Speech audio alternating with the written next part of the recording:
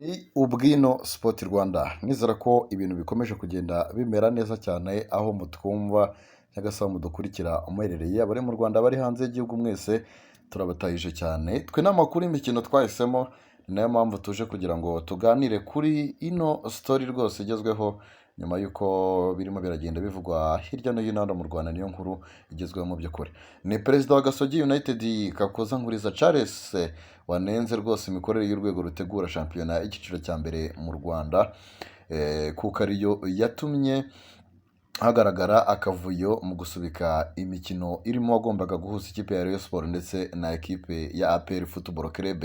Rwanda Premier League iherutse gutangaza ko yakiriye ubusabe bwa APR Football Club bugaragaza ko yifuza kuzakina umukino w'ikirarane wagombaga kuyihuza na Rayon Sport, ahubwo hagakurikizwa ingengabihe isanzwe. Ubwo rero ibyo byazamuye amarangamutima ya benshi kubera impamvu zitandukanye, ari nabyo nyine Kenisi yagaragaje ko abyumva binyuze mu kiganiro cye yavuze rwose mu gitondo, tukunda gutangiramo intangamarara. Kenisi rero yabanje kuvuga ko umukino nk'uriya uramutse utabereye kuri Stade Amahoro byaba ari igihombo kuri ikipe yifuza kubona amafaranga ayifasha binyuze ku bafana bayo, cyane ko ariyo yari kuzawakira, ari nayo mpamvu nyine yihanganishije Rayon Sport. Mu by'ukuri yagize ati twese tuzi impamvu z'ubucuruzi ziri hariya, njye nk'umusiporutifu nakwifuza ko derby ntajya kuyireba kuri Kigali Pele Stadium nkwepana n'udukingi. Ndihanganisha rero Rayon Sport, ntabwo yaba ariyo yonyine igize igihombo gikomeye cyane, ahubwo ku bareba umupira ni igihombo, kandi ndabikubwira nk'umucuruzi muri ruhago. Ikindi twemeranye ko uyu mupira ugirwa n'abakinnyi beza, ariko icyita rusange kikaba amafaranga. Iyo rero umukino uza kuba mu gihe cyiza ukabera ahanyaho kandi mu gihe gikwiriye, byari kuba byiza, kandi tuzi ko kuba Stade Amahoro ihari ari igisubizo cy'ubukene bwa karande mu makipe hano mu Rwanda. Ahamya ko ibi atabivuga nk'umufana, ahubwo ashingira ku mvune azi ziba mu gutunga ikipe, kandi akurikije ko abona ibihe bimeze umukino utaba, kandi byagizwemo uruhare na Rwanda Premier League irutisha byose ikipe y'igihugu Amavubi.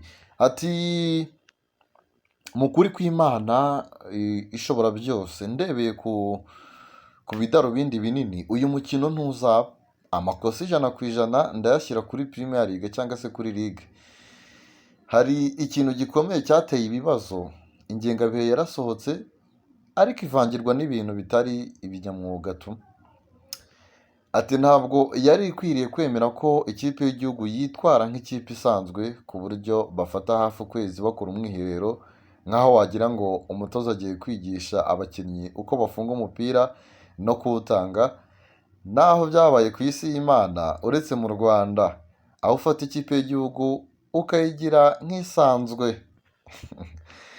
Yongeyeho kandi ko shampiyona zikomeza zigakinwa, ndetse iki kirarane kikaba cyari kuba cyarakinwe mbere y'uko abakinnyi barya mu mwiherero.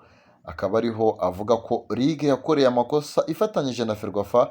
Aya makipe y'amakeba rwose yagombaga guhurira kuri Stade Amahoro tariki ya 9 Ukwakira mu mikino w'ikirarane cy'umunsi wa gatatu wa shampiyona wagombaga gukinwa ku itariki 14 Nzeri.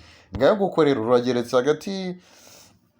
Abareyo bo ku ruhande rwabo barifuza ko bakina n'umukino. Mu by'ukuri mwumvishe n'umuvugizi wabo Ngabo Robin atangaza rwose avuga ko mu minsi mike rwose ngo amatike bari buze ko bashyize muri systeme, ko bizeye ko umukino bo bazawukina mu by'ukuri. Gusa APR FC itanga impamvu zigiye zitandukanye, ikavuga ko nkurikije amakuru nafashe nuko APR FC ivuga ko ikipe ya Rayon Sport yaba yaraganije Rwanda League kugira ngo bafate uriya mukino nyine bawushyire kuri ariya matariki. Murabizi mu Rwanda ibintu by'ubukeba byafashe n'irabire ku rwego rwo hejuru, kumva ko umukeba yiteza amafaranga kuri stade, amafaranga nyine yarava kuri uwo mukino, afite byinshi cyane ashobora gufasha ku mukeba.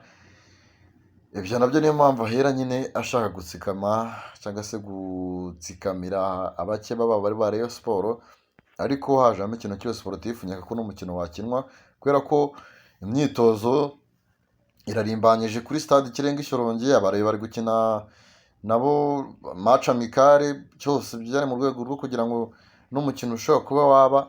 Ngiye mu mbone zanjye mbona n'umukino uramutse ubaye nta kintu wakangiza, cyane ko ku makuru twakabuse ari uko stade Amahoro ishobora gufungwa kugira ngo batunganye buriya bwatsi. Munabizi ko imikino yagiye habera kubera ku bafunguye stade nyine hakaberamo imikino, ubwatsi butarakomera, ibyatsi bisa nkaho bigenda bipfuka nyine, babonye ko bitameze neza cyane. Rero barashaka kuyifunga gatoya kugira ngo bongere babitunganye neza, ikibuga kizaba kiri mu ryeryo. Byaba ari igihombo rero match ikuweho ikazagarurwa nyuma, match ikabera kuri Kigali Pele Stadium, ryamba abafana 7,000 nabo ubona ko baba babuze aho bajya. Match nk'iriya kuri ekipe ikeneye amafaranga byaba ari igihombo.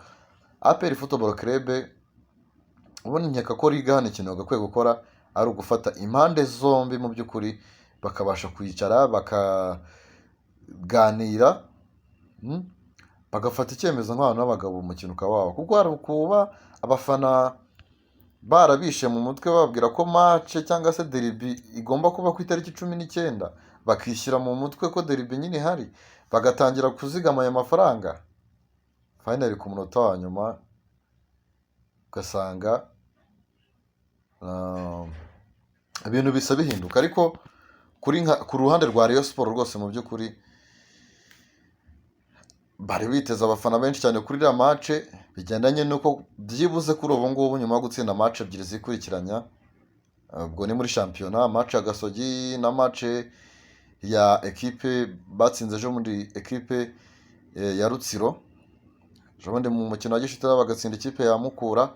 Abafana byibuze bari batangiye kujya muri mudu, Abarayo biteze ko iriya stade nyine bashobora kuyuzura bakayipfuka. Ubwo no ku ruhande rwa APR Football Club nuko ni umukino wa mbere APR FC yabigiye gukina, abanyamahanga bose bahari buzuye.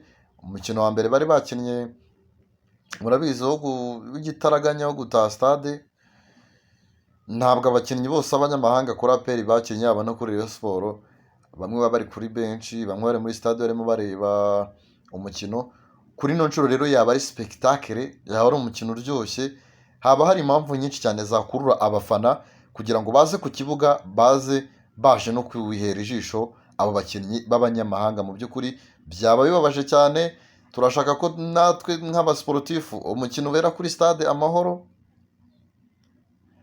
So ubwo rero ni ibyo ngibyo birimo biragenda bivugwa, kadutegereze turebe. Ubusabe bwa APR bwaratanzwe kandi bwaranakiriwe, ariko nanone andi makuru aravuga ko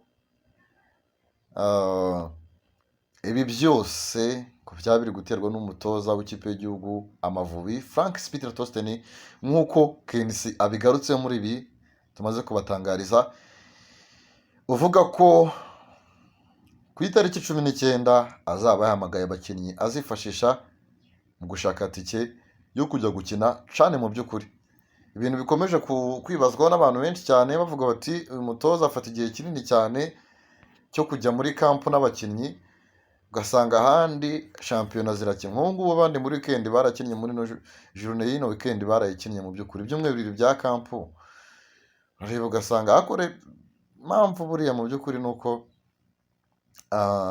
arimo arabona resultat, niyo mpamvu nyine iryo avuga nyine ryijyana, bivuga ko n'ubundi agapingane gahari we na Ferwafa bigendanye n'ukuntu uriya mutoza n'uburyo yaje. Bivuga ko yaje yoherejwe n'Abadage kugira ngo aze afashe mu by'ukuri ikipe y'igihugu, ni nk'impano. Ubwo rero afite ubudahangarwa budasanzwe kabisa, ariko nk'abasportifu twese icyo duhuriraho ni kimwe, ni uko uno mukino waba mu by'ukuri. So ubwo rero ni ibyo ngibyo, ni Ubwino Sport Rwanda. Mushobora kujya muri commentaire mugatanga ibitekerezo, ariko kandi n'inkunga yanyu ya subscribe irakenewe cyane kugira ngo tujye tubana. Buri kiganiro cyose nshyizeho uzajya uhita ukibona mu buryo bwihuse. Reka rero nsoreze aha ngaha, ibindi turi kumwe, bye bye.